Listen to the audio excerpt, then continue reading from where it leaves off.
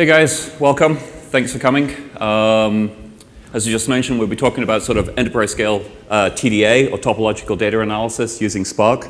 I'm Lawrence, this is Anshuman. I should point out that the names on the door I think the names from yesterday, so apologies for any confusion there where the names are actually not our names. But yeah, so basically both of us currently work at Alpine Data.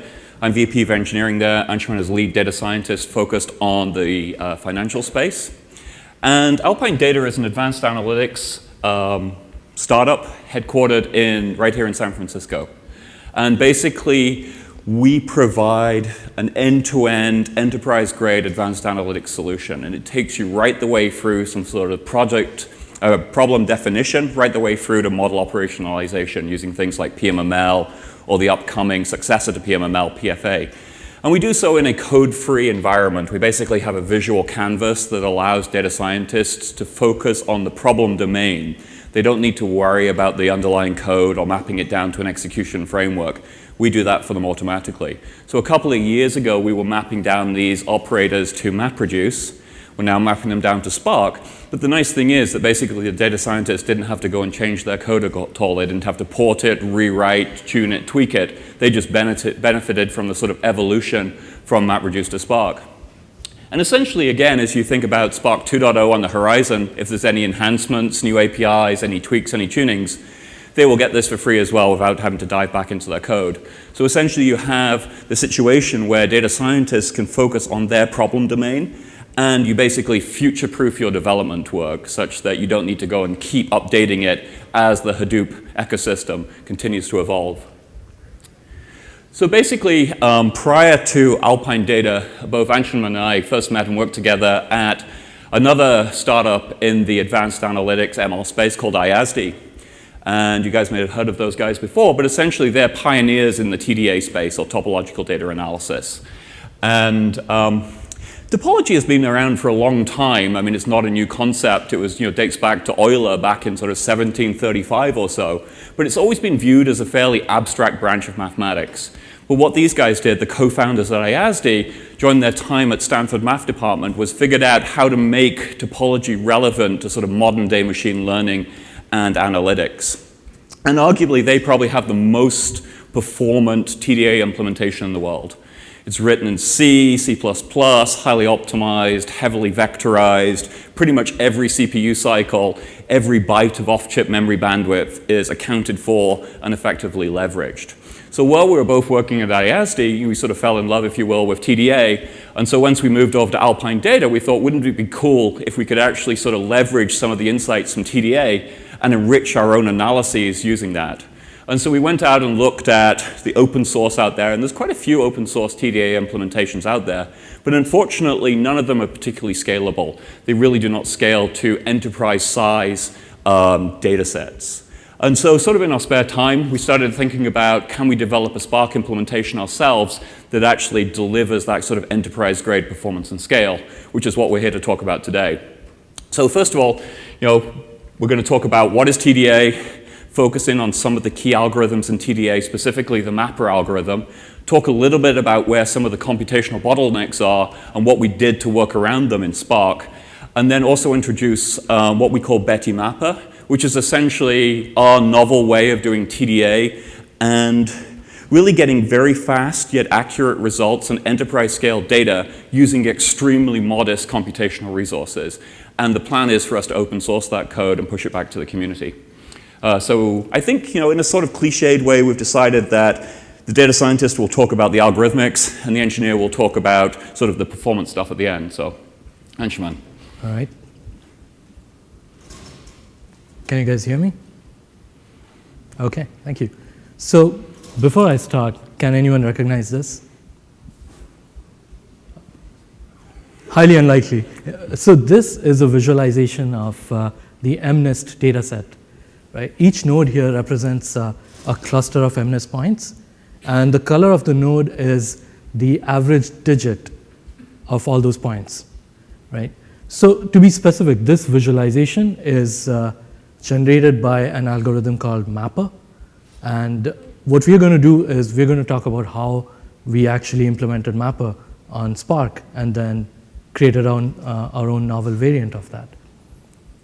So we actually, to our knowledge, built the first implementation of TDA Mapper on Spark, and we didn't stop with that, right? So we did a novel application of locality sensitive hashing to improve the performance. So our implementation of Mapper beats a naive, straightforward version of the same algorithm on Spark by an order of magnitude. So for moderate to large data sets, for instance, 100,000 points by 800 columns, we take an average of 5 minutes versus non-completion for a naive implementation. If it's a slightly smaller data set, we will take less than a minute as opposed to almost 10 minutes for the naive implementation. But before all that, why TDA, why Mapper, why should anyone care, right? So a lot of machine learning practitioners here will probably recognize that conventional ML carries a curse of dimensionality, right? As the number of dimensions tends to infinity, what happens is all the data points, they get packed away into the corners of this d-dimensional hypercube, right? And it's very difficult to achieve any kind of separation. And what this implies is things like instance learners, they start to choke, right? Things like detecting anomalies it gets really tough. And this is where TDA can actually help, right? This paper was written by Gurjeet Singh, Gunnar Carlson, and Mr. Memoli about 10 years ago. And this is the paper that actually invented the Mapper algorithm. And the idea is the algorithm consumes a data set and creates a topological summary of that data set, right? What happens is this topological summary is both, it preserves local variations across the data and any kind of jaggedness that you would expect, and also maintains similarity-based grouping on a global scale, right? And what happens is you can actually impose multiple coloring schemes on the graph that is generated using this algorithm, and you can quickly identify regions of data that are enriched by a certain feature that behaves similar, in a similar fashion, and you can drill down to identify what actually powers these differences. So here are some examples of Mapper outputs. Without context, this is fairly meaningless to you guys, right? But the idea is each connected component, right, it represents some kind of similarity across a localized region in your data set. And when you're doing the coloring, right, you can see the variations in this. So with that, I'm going to dive into the algorithm itself. So here's the 30,000-foot view of what Mapper does, right?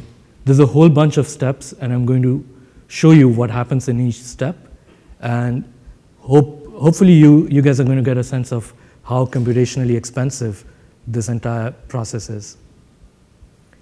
So the first step is you choose a distance metric, and this is used to capture similarity between different data points, right? Some conventional distance metrics are Euclidean, a Hamming distance metric, or a cosine metric.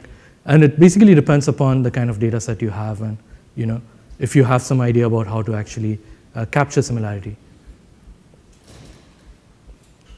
After that, what you do is once you've computed the distance matrix, you apply this thing called a filter function that basically maps each of the data points to a single point on the real number line, right? These filter functions basically, they serve as a way of capturing context for a particular data point. And what this means is if the filter function is something like, if it's geometric, right? So an example would be you want to capture the distance to the closest data point or to the furthest data point, right? So you get a measure of eccentricity or centrality about your data. we apply two such functions across the entire data set. After we do that, the ranges of each of these filter applications is chopped up into overlapping intervals. And there are two parameters that are used to control this, cover and overlap or resolution. So cover basically controls how many intervals the entire range is chopped up into, and overlap controls the degree of the overlap between intervals, right? So you could decide that, okay, here's the range of my function. I want to chop it up into 100 pieces, and there's going to be a 10% overlap between each of these pieces. And it's important to have an overlap, primarily because this is what actually creates the connectivity in the graph going forward. So after we do these overlap computations, what we next do is we perform a Cartesian product of these two range intervals, right? And we look at the original data set and we assign points from the original data set into the two-dimensional regions that are defined by this Cartesian product. Now, because we did an overlap, these two-dimensional regions that are defined are also going to overlap, right? In the sense that they're going to have data points in common, right? So once we do that, we perform clustering for each such two-dimensional region in the original high-dimensional space, right? Now, because this clustering is performed on the high-dimensional space, but with a reduced number of data points that are already fairly similar to each other because of the filter functions, right? You can gain additional separation between the data points, right? So you can see here that bottom left, you have two regions and there are multiple clusters that are defined, right? Because we run the clustering algorithm on each of these regions, right? You're going to have two clusters, but you notice that there are two clusters that have points in common, right? So what we do is we create a corresponding graph in which each cluster is represented as a node, and any two clusters that have points in common are connected by an edge. The kind of clustering that you employ is immaterial. We have used dbScan. There are people who use single linkage clustering and so on, but it really doesn't matter. And once we do all of that, we finally are able to build this topological network by joining these nodes in the topological space, right? Each of them representing clusters in the original feature space, right? And once we have this map, we can actually color this map by different kinds of schemes in order to figure out what kind of behavior is localized, what kind of behavior is anomalous, things like that. So there are a few open source mapper implementations, as Lawrence pointed out. There are a couple in Python. There's a Python mapper. There's a proof of concept mapper that is literally a Jupyter notebook, right? And each of them have limitations in different ways. For instance, the Jupyter notebook version is sort of hard-coded in terms of the kind of filter functions you can apply, right? And almost all of them are single node based, right? So they're not scalable. They will choke on once you get to about 10,000 points, they start choking, right? So it's not very helpful. If you actually want to use those implementations, you can actually use them fairly easily on the Alpine Data platform. You can integrate almost any kind of R code or Python code. We support all of that.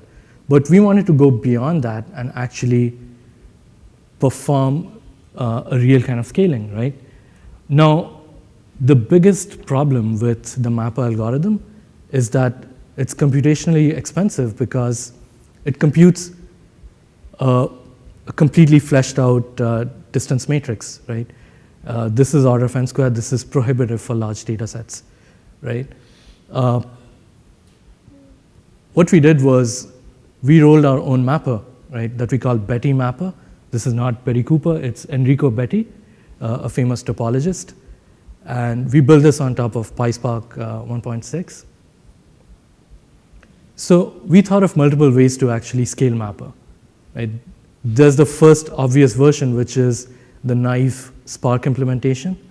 And that is basically writing out the Mapper algorithm using Spark RDDs, right? And we still have the distance matrix computation that's performed over the entire data set, right? The next thing we tried to do was, okay, fine, maybe we perform a sampling of the data set, right? This does create a manageable size for the data set, but it's sort of unreasonable to assume that, the samples that you pick are in some way representative of the entire data set, especially for enterprise data, which is skewed in multiple dimensions, right? It's not a fair assumption. So the next thing we thought of was LSH prototyping. And before we talk about that, I want to talk about an interesting thing here, is that what came first, the chicken or the egg, right? We want to use Mapper to detect structure in high-dimensional data using similarity, right? But in order to actually scale Mapper, right, in order to run it on enterprise scale data, we need to sample efficiently. We could use stratified sampling, right? But for that, you need to have some idea of the data beforehand, right? If it's unlabeled data, if there are anomalies, there are outliers, it becomes a non-trivial problem. So what we did was we basically applied locality-sensitive hashing as a first pass, right? So this captures similarity for cheap, right? And once we do that, this can help scale Mapper. So very brief, 30-second, hopefully, overview of locality-sensitive hashing. We use random projection, right? So what we did is we drew random vectors from a standard normal distribution, right? Computed the dot products with each data point. If the dot product is greater than 0, we assign a 1 for that particular bit, or it's a 0, right? And using all of these bits, we can generate basically a hash number. So what happens as a consequence of this mechanism is basically your entire feature space gets chopped up into multiple bins, right? And as the number of random vectors you put in increases, right, it's increasingly unlikely that you're going to have dissimilar points dropping into the same bin, right? So we found really good results by setting the number of random vectors to log base 2 of the number of points. And here's what we did. So we used locality-sensitive hashing, as I just explained, to drop these data points into bins. And then we computed a prototype point for each bin using a variety of statistical summary techniques, right? You can use things like mean, median, right? Or you can capture a more general sense of summarization for that particular bin. It depends entirely upon you.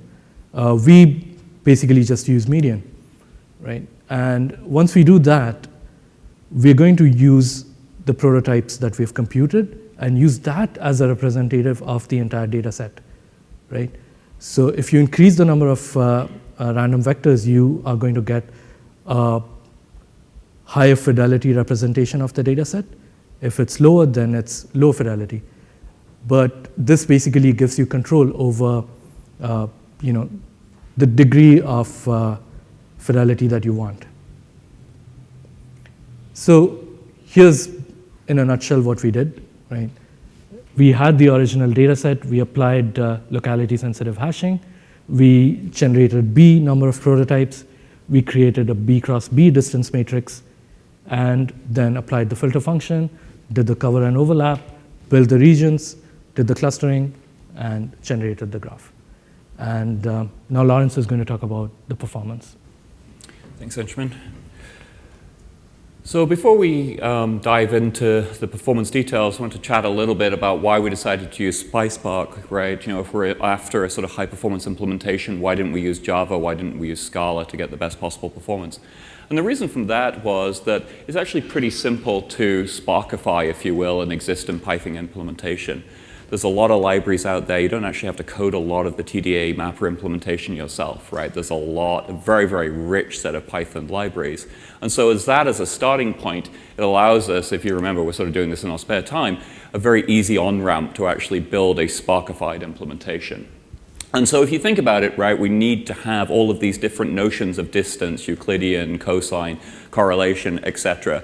And again, they're all there in SciPy. We want to apply all of these different ML algorithms. We need locality sensitive hashing. We need different filter functions. Again, they're all there in Python.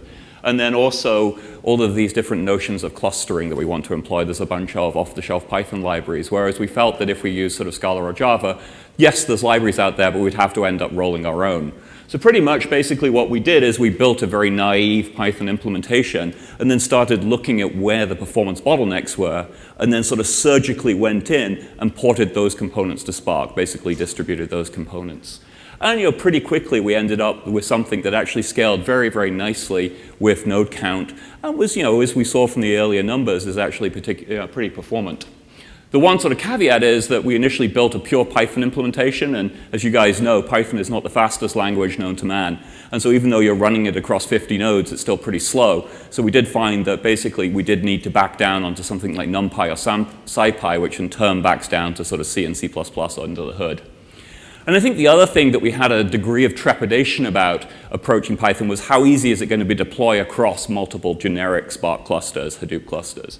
But the nice thing, at least was surprising to us, was with Cloudera, which is what we use, you just go in, it's very turnkey. You go into the Cloudera manager, hit deploy, and then basically you have the entire Anaconda distribution basically distributed across your nodes, which is a pretty rich set of libraries. And so as long as you stick within that, you can be pretty much guaranteed that you've developed a portable implementation that you can move around from different cluster to cluster. So basically our approach to this was initially we did a Spark version of naive Mapper. So this is basically trying to brute force that distance computation, but distributed across the available nodes. We then looked at sort of subsampling or landmarking, as it's often called in the literature, doing 5%, 10%, and then 25%. And then finally, we had our Betti Mapper implementation that we leveraged. The one thing I do want to talk about before we dive into this is that there can be a notion, all right, yes, it's expensive to compute a distance matrix, but maybe you guys just need more hardware, maybe you're not doing it right, maybe it needs more performance tweaks or something like that. So just to sort of illustrate that you can't really brute force it, essentially here's a little bit of a thought experiment here. We have a 4 teraflop GPU. That's about a Pascal class, one of the new Pascal class NVIDIA GPUs. Let's assume we can utilize it 100% sustained. Unrealistic, but let's assume that. Let's assume we have 5K columns, and let's assume that we're computing a very cheap notion of distance, Euclidean. And then look at how the time to compute the distance matrix scales with the number of rows. So if you start off initially for a small data set, it's a matter of seconds. It's fine. You don't need a big cluster. You don't need a lot of compute. But as you move up to 100 to 1 million to 100 million and things like this, it's basically becoming sort of years of compute time you almost need to actually get this computed, right? And so because of that sort of exponential increase in time, in the computational complexity, it does take a long time. And so we basically need to come up with smarter ways to get around the problem. So this was our test hardware that we leveraged. We did all of our prototyping using Spark local mode. And then we ran it up on an EC2 cluster in Amazon. It's actually a very modest cluster, and that was by design. We basically wanted to illustrate that the computational complexity of our Betti Mapper implementation is sufficiently small that even for enterprise scale data sets, you don't need a lot of compute. So it's only 2 vCPU, 16 nodes, 4 workers, 1 driver. We did run it up on some of the bigger EC2 instances, some of the giant instances that are costing hundreds of dollars a day, just to make sure we did scale and things like that. But in reality, we didn't actually need that level of compute. Spark configuration was fairly standard. We went out to the interwebs, did our research, and it seemed like the general consensus around what we wanted to configure worked well for us. We also bounced it off some of our internal experts at Alpine Data to make sure we weren't doing anything too laughable. And it seemed pretty resilient. Basically, we could tweak these quite a bit and actually get good performance. And to sanity check our results, we actually obviously logged into the systems, ran top, ran VMstat, made sure that we're actually getting good load, good utilization. We're not seeing any idle points. We're making sure that the CPUs are maxed out for the duration of the run. For the data set, we tried a bunch of things. You don't want to design an algorithm that's data set specific. So while we're talking about MNIST today, we did try a bunch of other data sets. MNIST, as you guys probably know, is very well known in the data science space. It's actually a handwriting recognition data set. There's about 70,000 rows in the sort of default data set that you can go and pull from the web. So we basically created a bunch of synthetic data sets by doing random replacement, going from 1K up to 1 million rows.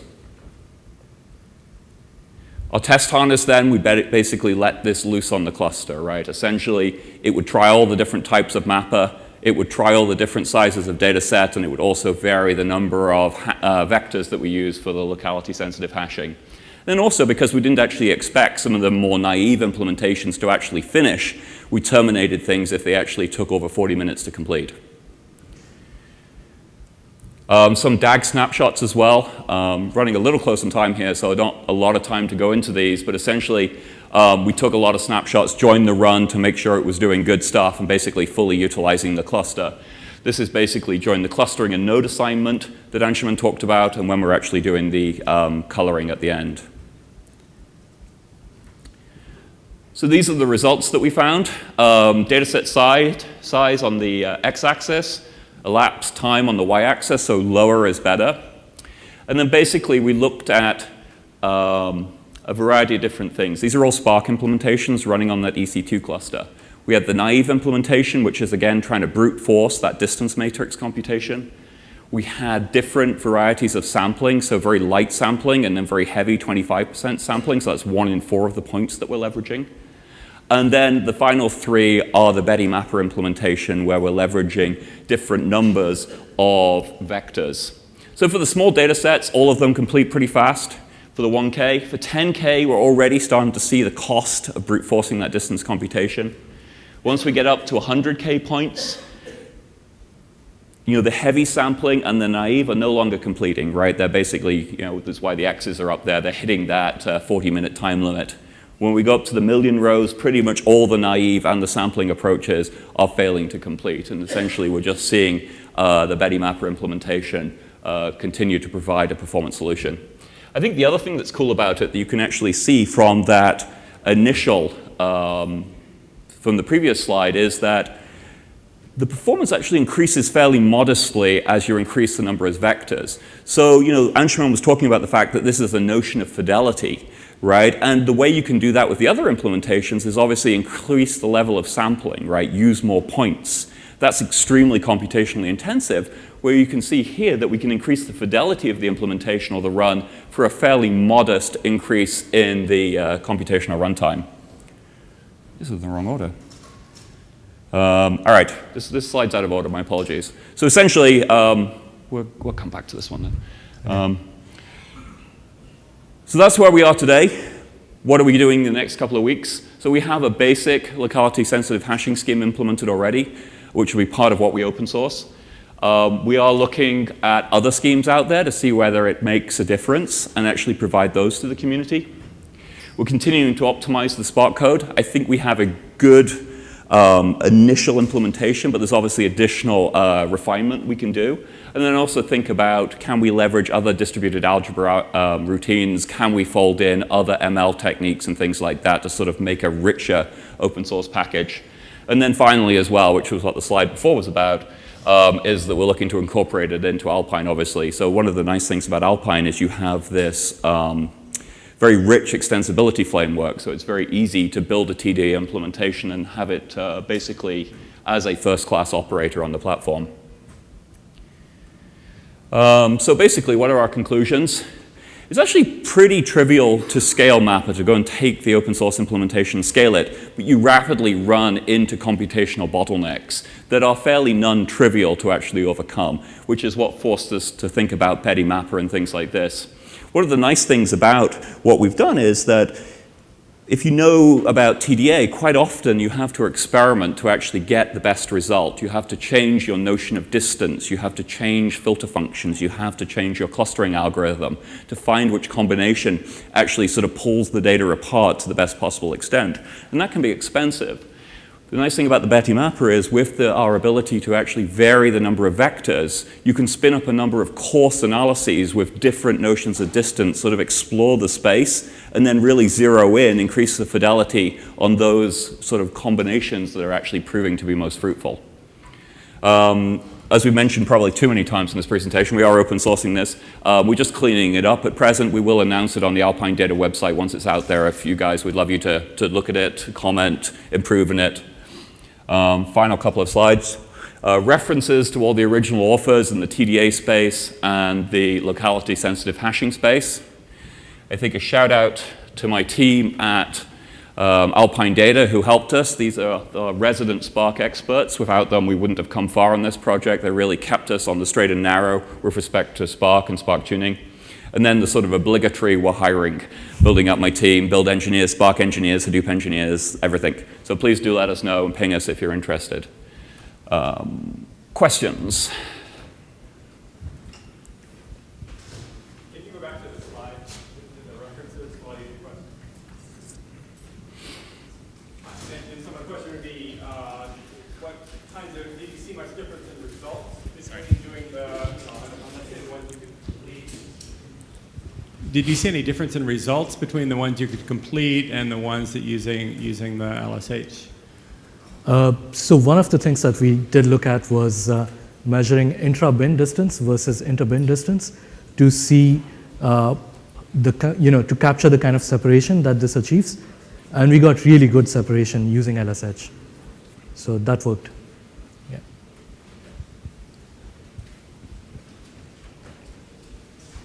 So on your actual topological mapping,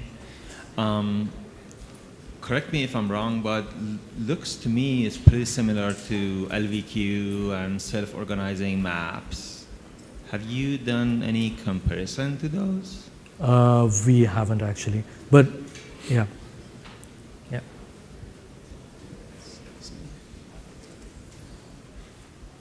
Other questions?